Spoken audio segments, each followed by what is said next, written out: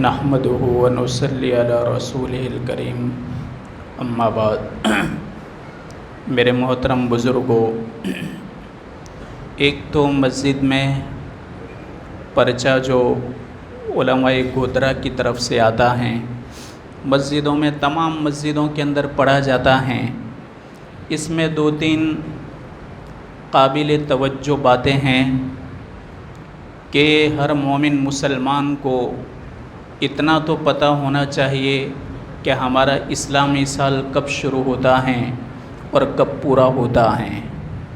ابھی چونکہ ایک ہی دھن لگی ہیں جنوری کو لے کر کے، ہمارے چھوٹے چھوٹے معصوم بچوں کو بھی اس کا علم ہوتا ہے، لیکن بنیادی اسلامی مہینوں کے نام جانتے تو ہیں پر پتہ بھی نہیں ہوتا کہ کون سا چاند چل رہا ہے، کون سا مہینہ ہے، اس سے بڑی غفلت ہوتی ہے۔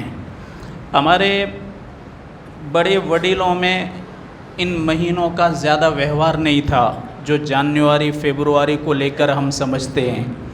اس زمانے میں عورتیں بھی اکثر اسلامی مہینوں کے نام کون سا چاند ہیں، بوڑھی عورتوں کو آج بھی معلوم ہوتا ہے کہ مہینہ کون سا ہے اور چاند کون سا ہے، اور رمضان کے آنے سے کئی پہلے وہ رمضان کا انتظار کرتے تھے۔ ہمارا اسلامی سال جو شروع ہوتا ہے، آپ کو معلوم ہونا چاہیے کہ محرم الحرام سے شروع ہوتا ہے۔ یہ پہلا مہینہ ہے سال کا، اور یہ مہینہ محرم جو کہتے ہیں، محرم کا مطلب قابل احترام، جس چیز کا بھی احترام کیا جائے، کوئی بھی چیز محترم ہو تو اس کو محرم کہتے ہیں، احترام والی چیز۔ بعض لوگ یوں سمجھتے ہیں کہ اس مہینے کو احترام اس لیے ملا کہ اس میں حضرت امام حسین شہید ہوئے۔ بات ایسی نہیں ہے۔ اللہ تعالیٰ نے جب سے آسمان اور زمین کو بنایا، اللہ خود قرآن میں فرماتا ہے ان عدت الشہور عند اللہ 12 شہرا فی کتاب اللہ یوم خلق السماوات والارض منها 4 حرم۔ اللہ نے جب سے آسمان اور زمین کو بنایا، اسی وقت سے اللہ نے مہینوں کی گنتی 12 رکھی ہیں۔ 12 مہینوں کا ایک سال رکھا ہے، جن میں 4 مہینوں کو اللہ تعالیٰ نے احترام بخشا۔ اس میں 3 مہینے تو لگاتار ہیں، ذوالقعدہ، ذوالحجہ اور محرم۔ ایک ہیں رجب المرجب۔ یہ 4 مہینے ایسے ہیں کہ ان 4 مہینوں کے اندر کفار مکہ کبھی بھی جنگ نہیں کرتے تھے، لڑائی بھی نہیں کرتے تھے، چاہے اپنا حریف قبیلہ خونخوار سے خونخوار قبیلہ ہو، اور ان کو اگر کسی سے انتقام لینا ہو تو ان 4 مہینوں کا بڑا احترام کرتے تھے۔ ان 4 مہینوں کے اندر اپنے باپ کے قاتل کو بھی چھیڑتے نہیں تھے، حرم کا بھی احترام کرتے، ان 4 بزرگ مہینوں کا بھی احترام کرتے تھے۔ تو محرم الحرام کا مہینہ تو دور جاہلیت کے اندر بھی حرمت والا سمجھا جاتا تھا، اس میں بڑے بڑے واقعات ضرور پیش آئے، لیکن امام حسین رضی اللہ تعالی عنہ کی شہادت اس مہینے میں ہوئی تو پھر اس کا حسن 2 بالا ہو گیا، اس مہینے کا حسن بڑھ گیا، باقی احترام تو پہلے سے ہیں۔ الحمدللہ ہماری برادری میں، سماج میں کئی عورتیں اور مرد عادی ہیں عاشورہ کے دن روزہ رکھنے کے۔ اللہ کے حبیب ہجرت کر کے مدینہ تشریف لے گئے، آپ نے وہاں 3 قبیلے تھے، بنو قریظہ، بنو نذیر اور بنو قینقاع۔ یہ یہودیوں کے 3 قبیلے تھے جو خیبر کے اندر رہا کرتے تھے۔ ان قبیلوں کے اندر روزہ رکھنے کا اہتمام تھا 10ویں محرم کو۔ اللہ کے حبیب نے 10ویں محرم کو روزہ رکھا، لیکن پتہ چلا کہ یہ لوگ تو خالی ایک ہی دن رکھتے ہیں۔ اللہ کے حبیب نے اپنی امت کو عبادت کے اندر بھی مشابہت نہ کرنے کی تعلیم دی۔ عبادت میں بھی مشابہت یہودیوں سے نہ کرو کہ ایک دن کا وہ روزہ رکھتے ہیں۔ آپ نے فرمایا خالفوا فیہ الیہود، اس میں تم یہودیوں کی مخالفت کرو۔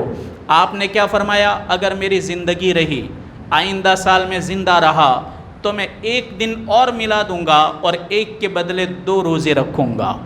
اس لیے یا تو ہم روزے رکھیں 9-10 یا 10-11، یعنی بدھ جمعرات کو رکھے، یا بدھ یاد ہے، بدھ جمعرات کو 9ویں کب ہے؟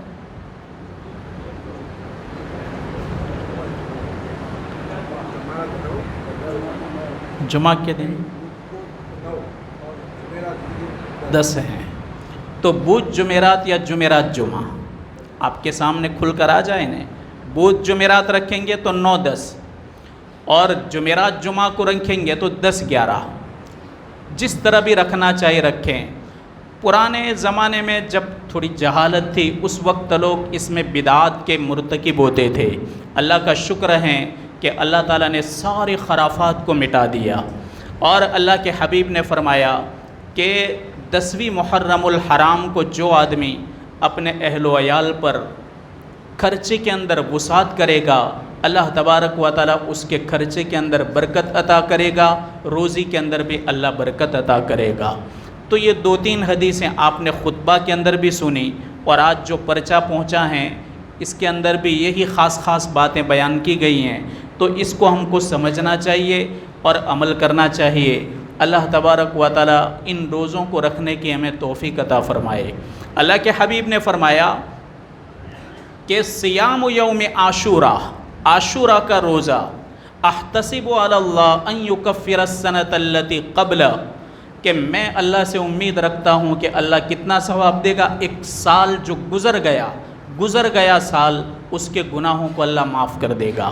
اتنا عظیم دن ہے، اللہ اس پر عمل کرنے کی ہمیں توفیق عطا فرمائے. اہل بیت ہیں میرے بھائیوں، کئی مرتبہ میں نے 2-3 مرتبہ کربلا کا مکمل واقعہ آپ کو سنایا تھا.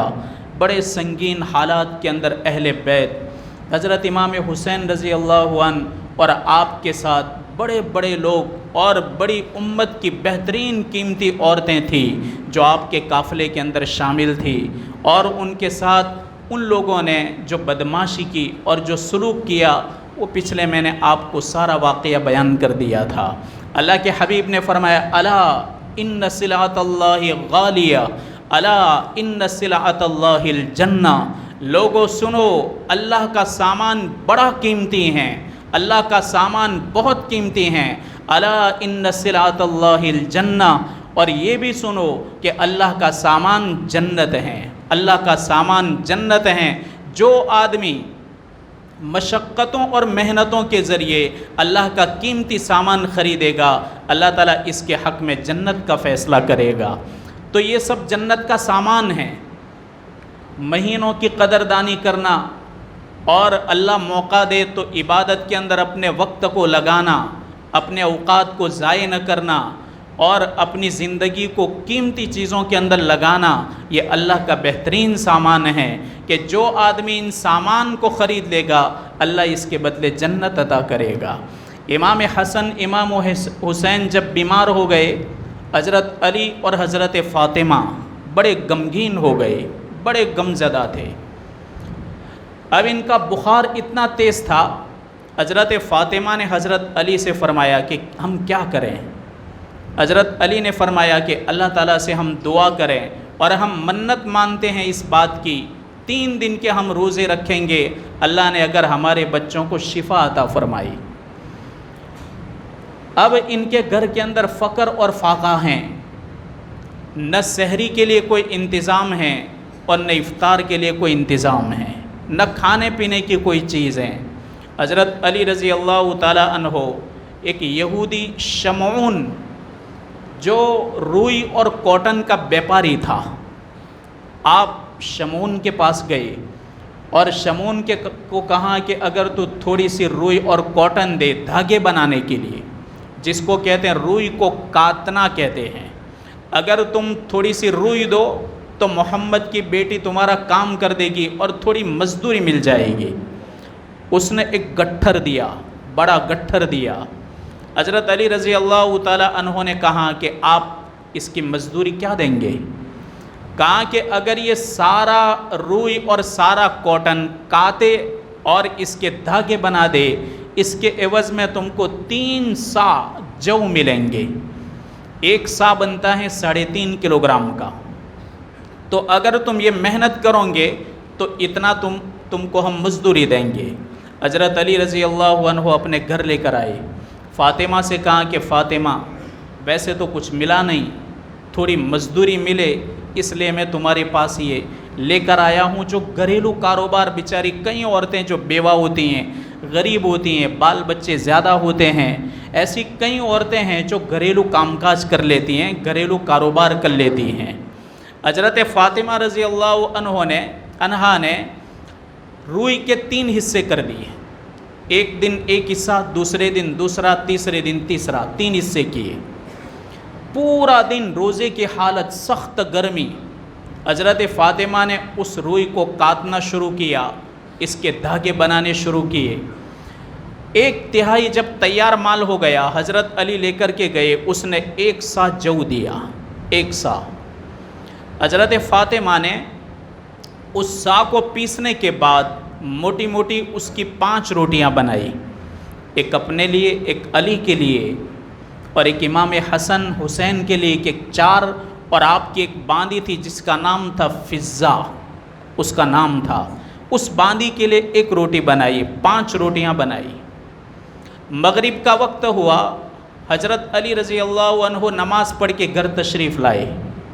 جیسے ہی گھر میں اندر داخل ہوئے، آپ نے دسترخوان بچھایا، حضرت فاطمہ نے وہ روٹیاں رکھی، اتنے میں وہاں فقیر آیا۔ فقیر نے کہا، اے آل محمد اور اے اہل بیت، تمہارے تو احسانات امت پر سراپا ہیں، میں ایک فقیر آدمی ہوں، اگر تمہارے گھر کے اندر کچھ کھانے کے لیے ہو تو ہمیں دو، تاکہ ہمارا پورا پریوار اور خاندان بھوکا ہے، ہم کھا سکیں۔ حضرت علی نے ابھی تو روٹی پکڑی تھی، ابھی تو کھایا بھی نہیں تھا، 5 روٹیاں اٹھا کر کے فقیر کو دے دی۔ ابھی گھر کے اندر فقر اور فاقہ، پورا دن کا روزہ، افطار کے لیے صرف پانی اور ایک کھجور ہیں۔ اس کے بعد حضرت علی نے فرمایا کہ اللہ تعالی ہمارے لیے بندوبست کرے گا۔ دوسرے دن حضرت فاطمہ نے دوسرے حصے کا کام کیا، اسی طریقے سے 5 روٹیاں بنائی، تو دروازے پر کون آیا؟ یتیم لڑکا آیا۔ آ کر اس نے بھی یہی کہا کہ اے اہل بیت، آپ تو یتیموں کے رکھیوال ہو، آپ تو یتیموں پر رحم کرنے والے لوگ ہو، میں ایک یتیم لڑکا ہوں، میرے ماں باپ بھی بھوکے ہیں، میرے بھائی بہن بھی بھوکے ہیں، آپ کے گھر کے اندر کوئی بندوبست ہو تو ہمیں کچھ دو۔ حضرت علی نے مغرب کے وقت، عین جس وقت وہ روزہ افطار کرنے کے لیے بیٹھے، اسی وقت، یہ دوسرا دن ہے، حضرت علی اور فاطمہ نے مشورہ کر کے 5 روٹیاں یتیم لڑکے کو دے دی۔ کتنی کمزوری آئی ہوگی؟ حضرت فاطمہ کی آنکھیں اندر چلی گئی، آپ کا پیٹ کمر سے لگ گیا، اور آپ کے چہرے کا کلر پیلا ہو گیا، زرد ہو گیا، بھوک کی وجہ سے۔ تیسرے دن 1 حصے کی روئی بچی تھی، اس پر کام کیا حضرت فاطمہ نے۔ اس کے بعد پھر وہی 5 روٹیاں بنائی، 5 روٹیاں بنا کر کے مغرب کے وقت رکھی۔ اتنے میں تیسرے دن ایک قیدی آیا، قیدی نے آ کر کے کہا کہ اے آل محمد، بڑی امید لے کر آیا ہوں، آپ کے گھرانوں میں جو کوئی آتا ہے نا امید نہیں جاتا، آپ کے در پہ کوئی سائل جاتا ہے تو آپ کے در سے سائل کبھی واپس نہیں ہٹتا، مجھے امید ہے کہ آپ صرف ہمیں اتنا ضرور دیں گے کہ ہمارے پیٹ کی بھوک مٹ جائے۔ حضرت علی اور فاطمہ نے آمنے سامنے دیکھا، دیکھ کر کے مشورہ کیا، کہا کہ اس کو دے دیا جائے۔ تیسرے دن بھی روٹیاں کس کو دی جا رہی ہیں؟ قیدی کو۔ پہلے دن فقیر، دوسرے دن یتیم، تیسرے دن قیدی کو دے دی۔ اب چوتھا دن آیا، چوتھا دن تو روزہ نہیں تھا، آپ کی منت پوری ہو گئی، حضرت فاطمہ کی منت پوری، حضرت علی کی منت پوری ہو گئی۔ چوتھے دن چکر آنے لگے، حضرت فاطمہ کو بھی چکر آنے لگے، حضرت علی کو بھی، بڑے کمزور ہو چکے تھے۔ اللہ کے حبیب کی خدمت میں حاضر ہوئے اور آپ کے سامنے یہ پورا واقعہ بتایا کہ ہم دونوں 3 دن سے روزے دار تھے، اور ہمارے در پر عین مغرب کے وقت کوئی آتا رہا، ہم دیتے رہے، آج جب ہمارے پاس کچھ بھی نہیں تھا تو آپ کے در پہ آئے ہیں۔ اللہ کے حبیب پھٹ پھٹ رو پڑے حضرت علی کی حالت کو دیکھ کر کے۔ حضرت علی کا ہاتھ پکڑا، دونوں مل کر کے کہا کہ چلو اپنے جاتے ہیں فاطمہ کو دیکھنے۔ حضرت فاطمہ اس وقت مغرب کی نماز پڑھ رہی تھی، اچھی طرح کھڑی بھی نہیں ہو پا رہی تھی، اچھی طرح رکوع تک نہیں کر سکتی تھی۔ آپ کی بیٹی کی حالت جب آپ نے دیکھی تو اور رونے لگے۔ آپ نے ان کے کمرے میں کھڑے ہو کر کہا، میرے رب، یہ کیا حالت ہے میری بیٹی کی؟ فوراً حضرت جبرائیل علیہ السلام تشریف لائے اور ایک قرآن کی آیت اللہ کے حبیب کے سامنے پیش کی. وَيُطْعِمُونَ الطَّعَامَ عَلَىٰ حُبِّهِ مِسْكِينًا وَيَتِيمًا وَأَسِيرًا. اللہ تعالیٰ قرآن میں بڑے پیارے الفاظ سے فرماتے ہیں کہ یہ لوگ تو ایسے ہیں کہ جو کبھی فقیر کو اور کبھی یتیم کو اور کبھی قیدی کو کھلا دیتے ہیں صرف اللہ کو راضی کرنے کے لیے. اللہ نے ان کا تذکرہ قرآن مقدس میں بیان فرمایا. قیامت تک کے لوگ پڑھتے رہیں گے حضرت فاطمہ اور حضرت علی کے بارے میں. اللہ کے حبیب نے فرمایا کہ یہ ہیں الا ان صلاۃ اللہ غالیہ، اللہ کا سامان بڑا قیمتی ہیں. الا ان صلاۃ اللہ الجنہ، کہ اللہ کا سامان جنت ہیں، یہ اللہ کا سامان ہے. جو کوئی اس طریقے سے خریدے گا اللہ تبارک و تعالی اس کے بدلے جنت عطا کرے گا. یہ آل محمد ہیں، آل بیت ہیں. آپ کے جانے سے کوئی تعزیہ کے ذریعے کہیں چھاتیاں نہیں پیٹی جاتی. چھاتیاں تو وہ لوگ پیٹتے ہیں جو شہادت کے دشمن ہیں. شہادت سے محبت اور شہادت کو عظیم چیز سمجھنے والے کبھی بھی اپنی چھاتیوں کو نہیں پیٹتے، کبھی ماتم نہیں کرتے. ماتم تو وہ لوگ کرتے ہیں کہ جن کے ہاتھ سے بہت بڑی کوئی چیز چلی گئی ہو اور وہ واپس آنے والی نہ ہو، وہ لوگ پیٹتے ہیں. اللہ تبارک و تعالیٰ نے ان کو تو جنت کے نوجوانوں کے سردار بنایا. کیسی سرداری! دنیا کے اندر بھی آپ کو ایسے بادشاہ نظر نہیں آئیں گے. آپ دیکھو امام حسن، امام حسین اور عبداللہ ابن جعفر، یہ تینوں ایک بار حج میں جا رہے تھے تینوں. اب ہوا ایسا کہ وہ جن سواریوں کے اوپر سوار تھے ان پر ان کا مال سامان نہیں تھا. مال سامان کے اونٹ دوسرے تھے اور سواری کرنے کے اونٹ دوسرے تھے. تو حضرت امام حسن، امام حسین، عبداللہ ابن جعفر اپنی دھن میں چلتے رہے. آپ کے وہ اونٹ جن کے اوپر سامان لادا ہوا تھا وہ اونٹ آگے بھاگ کر چلے گئے. اب وہ تلاش کر رہے ہیں لیکن اونٹ ہی نہیں ملے. اب نہ کھانا ہے نہ پانی ہے. اب سفر میں، اس زمانے کا سفر کتنا کٹھن سفر تھا کہ راستوں کے اندر بھی کھانے پینے کی کوئی چیز نہ ملتی تھی. اللہ ماشاء اللہ کوئی قبیلہ مل گیا اور اس قبیلہ والوں نے اگر ان کی ضیافت کر لی تو الگ بات ہے. اب یہ تینوں بھوکے ہو گئے. حسنین، امام حسن اور امام حسین، عبداللہ ابن جعفر چلتے چلتے ریگستان میں ایک جھونپڑا دیکھا. وہاں گئے. امام حسن نیچے اترے، انہوں نے دروازہ کھٹکھٹائے. ایک بوڑھی عورت باہر نکلی. کہا کہ ہمارے لیے کچھ پینے کے لیے یا کچھ کھانے کے لیے کوئی چیز ملے گی آپ کے یہاں؟ بوڑھی عورت نے کہا کہ ویسے کھانے پینے کے لیے تو کچھ نہیں ہے. یہ کونے کے اندر جو تم کو بکری نظر آ رہی ہے، ایک بکری تھی، مریل بکری اور پتلی بکری تھی، وہ کونے میں بیٹھی ہوئی تھی. کہا کہ اس کے تھن میں تمہاری تقدیر میں جو ہوگا وہ نکلے گا تو آپ پی لو تینوں مل کر. امام حسن نے اس بکری کو کھڑا کیا. بکری جب کھڑی ہوئی اس میں سے دودھ نکالا. تھوڑا دودھ نکلا، دو گھونٹ تینوں نے پیے. امام حسن، امام حسین، عبداللہ ابن جعفر نے کہا کہ کوئی کھانے کی چیز نہیں ملے گی، یہ تو پانی جیسا ہوا. وہ بوڑھی عورت کہنے لگی کہ بیٹا یہی بکری ہے، اگر تم میں سے کوئی ذبح کر دے تو میں جلدی جلدی پکا کر کے تم کو دے دوں. تم سیدھے لوگ لگ رہے ہو، کون ہو؟ کہا کہ ہم بنو ہاشم سے. کہاں؟ ہاشم قبیلہ اپنے چہروں سے ترجمانی کرتا ہے کہ یہ ہاشمی لوگ ہیں. تو بیٹا ایک کام کرو، جلدی تم ذبح کرو اور میں جلدی جلدی پکا کر تم کو دے دوں. اس کا شوہر نہیں تھا، وہ کہیں کام سے گیا ہوا تھا. انہوں نے بکری ذبح کی. بوڑھی عورت نے اس کو ابال دیا، ابال کر کے جلدی جلدی پکا کر ان کو دے دیا. تھوڑا سا ان کے لیے کھانا ہو گیا، راستے کے لیے بھی ہو گیا، وہاں کے لیے بھی ہو گیا. کہا کہ بیٹا ہمارے لیے خالی جب تم وہاں پہنچو تو دعا میں یاد رکھنا، جب تم خانہ کعبہ کو دیکھو تو ہمارے لیے کچھ دعا کر دینا. تو امام حسن، امام حسین نے کیا فرمایا کہ اماں جان دعا بھی کریں گے، دوا بھی کریں گے. کہا کیا مطلب؟ کہا اس کا صلہ اور اس کا بہتر بدلہ ہم آپ کو چکا دیں گے. اب یہ پہنچے، اتنے میں شوہر آیا. کہاں کہ بکری، کہاں کہ اس طرح بنو ہاشم لوگ آئے تھے تو بیچارے بھوکے تھے تو میں نے ان کو کھلا دی۔ کہاں کہ اجنبی لوگوں کو تو پہچانتی ہیں ان کو؟ کہاں نہیں پہچانتی، پہچانتی نہیں پھر بھی دے دی۔ کہاں وہ بیچارے بہت بھوکے تھے اور سیدھے لڑکے تھے، بہت اچھے لڑکے تھے، مجھے ان پر رحم آیا تو میں نے کھلا دیا۔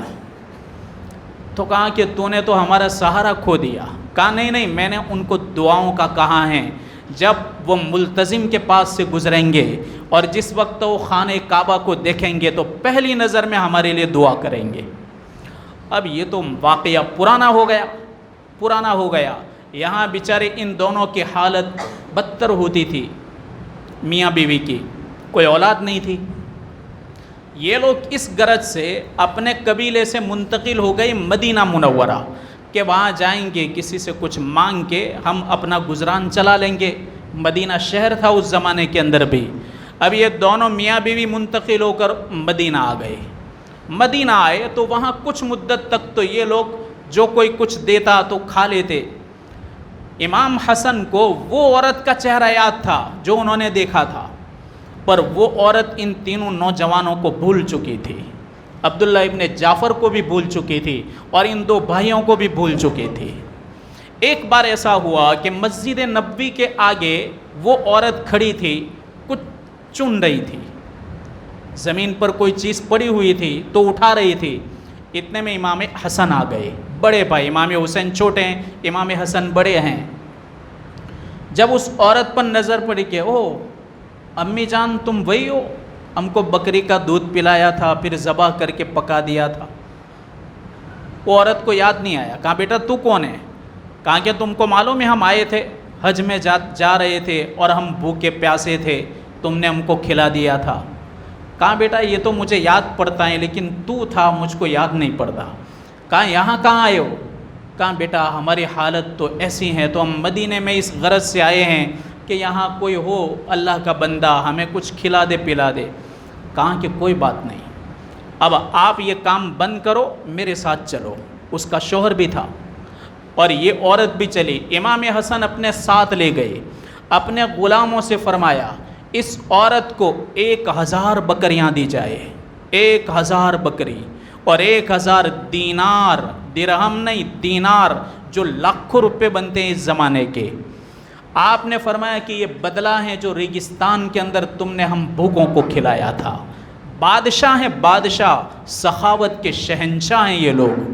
پھر کیا کہا اپنے غلاموں کو، جب میرا حصہ لے چکے میرے بھائی حسین کے پاس لے جاؤ۔ امام حسین کے پاس گئے، امام حسین نے پوچھا کہ بھائی نے کیا دیا؟ کہا 1000 بکری۔ 1000 بکری، سوچو تصور میں تو لاؤ، چھوٹے چھوٹے ریوڑ دیکھتے ہیں 10 15 20 بکریوں کے، 1000 کا ریوڑ۔ امام حسین نے فرمایا کہ بھائی نے کیا دیا؟ کہا 1000 بکری، 1000 دینار۔ کہا اپنی طرف سے بھی 1000 بکری، 1000 دینار، تو کتنی 2000 بکریاں ہوئی۔ امام حسن اپنے بھائی کے پاس آئے، کہا دے دیا؟ کہاں؟ کہا کہ عبداللہ ابن جعفر کے پاس بھی بھیجو۔ عبداللہ ابن جعفر کے پاس لے گئے۔ عبداللہ ابن جعفر نے کہا کہ میرے 2 بھائیوں نے کیا دیا؟ کہا دونوں نے 1000 بکری اور 1000 دینار۔ کہا جب میرے 2 بھائیوں نے اس طرح دیا تو میری طرف سے 2000 بکری اور 2000 دینار، 4000 بکریاں، 4000 بکری اور 4000 دینار۔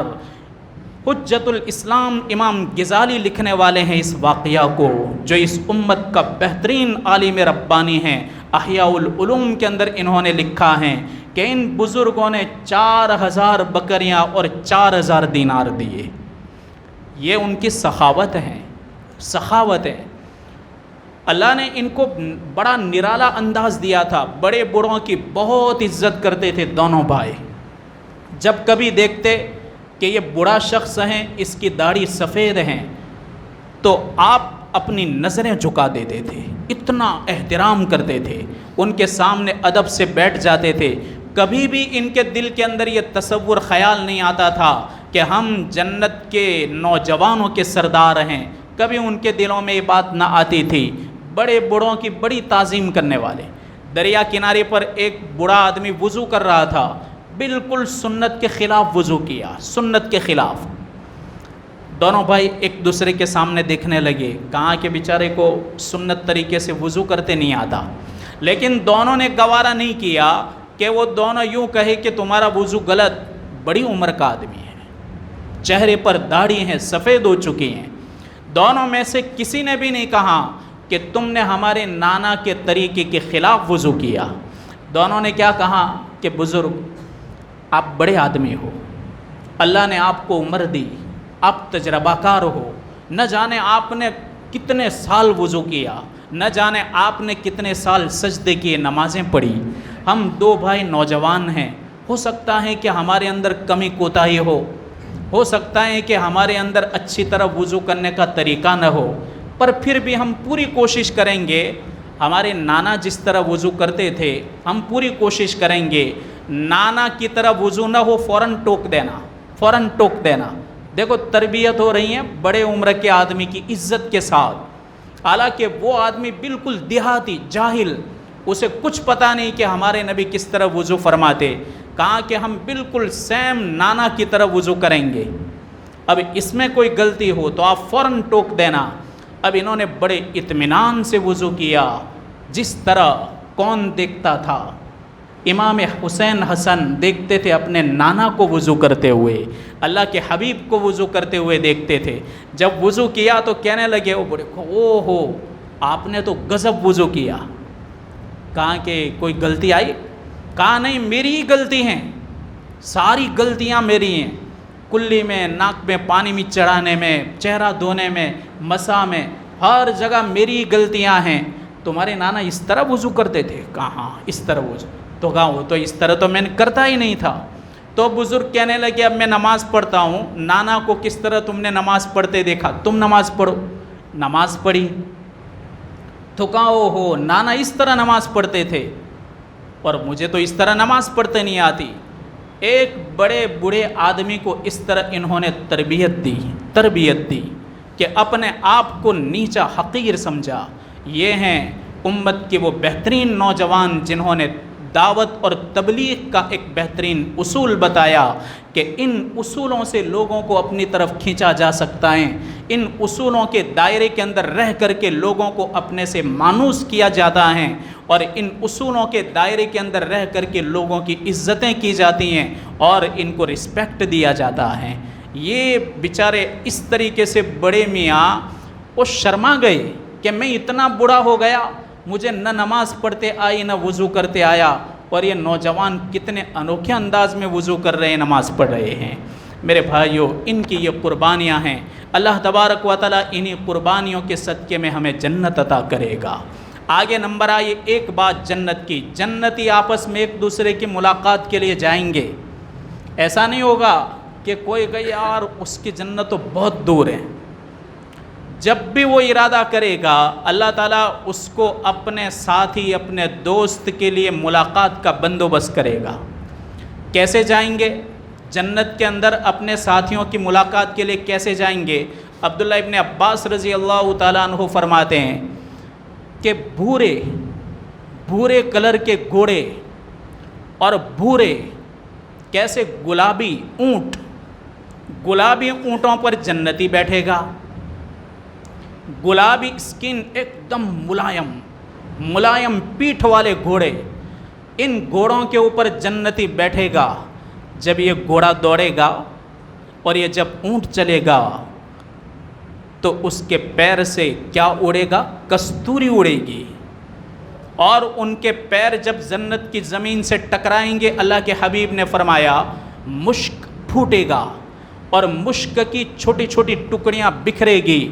وہ کہاں لگے گی؟ اونٹ کے بدن پر۔ کہاں لگے گی؟ جنتی کے چہرے پر۔ اللہ تعالیٰ یہی گرد سے، جو گرد کستوری ہیں اور جو گرد کیا ہیں؟ مشک ہیں، ان ریزوں سے اللہ تعالیٰ ان کے چہروں کو اور ان کے حسن کو دو بالا کر دے گا۔ یہ بڑے عالیشان انداز میں وہاں پہنچیں گے جہاں ان کا دوست رہتا ہوگا، اور جب یہ وہاں جنت کے دروازے پر پہنچے گا، اپنے ساتھی کی جنت کے دروازے پر، تو لاکھوں غلام اس کے استقبال کے لیے کھڑے ہوں گے کہ ہمارے محبوب کا محبوب آ رہا ہے، ہمارے جنتی دوست کا جنتی دوست آ رہا ہے۔ اس طریقے سے ان کا استقبال کیا جائے گا، یہ گرد اڑے گا ان کے چہروں پر لگے گا۔ جنت کے اندر کثافت نہیں، مٹی نہیں جیسی ہمارے یہاں مٹی ہیں، ہر چیز کے اندر لطافت ہیں، ہر چیز کے اندر اللہ نے لطف رکھا، لطافت رکھی، ہر چیز کو لطیف بنا دیا۔ جب دنیا کے اندر اتنی کثافت ہیں پھر بھی کتنی لذیذ چیزیں نظر آتی ہیں اور کیسی بہتر چیزیں نظر آتی ہیں، تو وہاں کثافت نہیں۔ جیسے ہم دیکھتے ہیں، ہم چلتے، ہمارے تو روڈ ہی دیکھ لو، روڈ سے آپ کو انداز آئے گا کتنی کستوری اڑتی ہیں اور کتنا مشک اڑتا ہے، یہ سارا مشک ناک میں جاتا ہے اور یہ مشک کہاں فٹ ہوتا ہے؟ چھاتی میں۔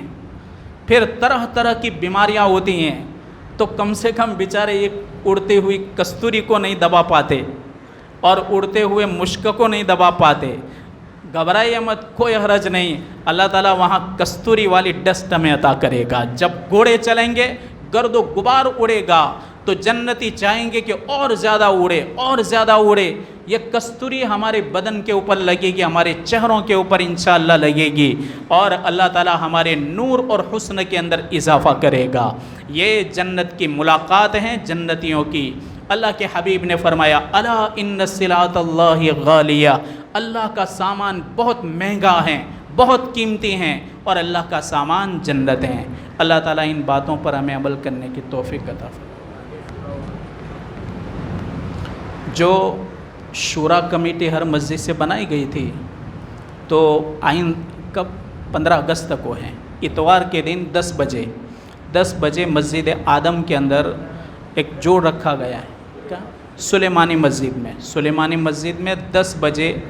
تو ہم جتنے بھی 21 نام آئے تھے کہ 25 آئے تھے، 21 نام آئے تھے، وہ سب کے سب یہاں موجود ہوں گے۔ ان تمام سے درخواست ہے کہ اپنے کام کاج کو آگے پیچھے کریں اور وقت سے پہلے پہنچنے کی کوشش کریں۔ آپ فکر کر لینا۔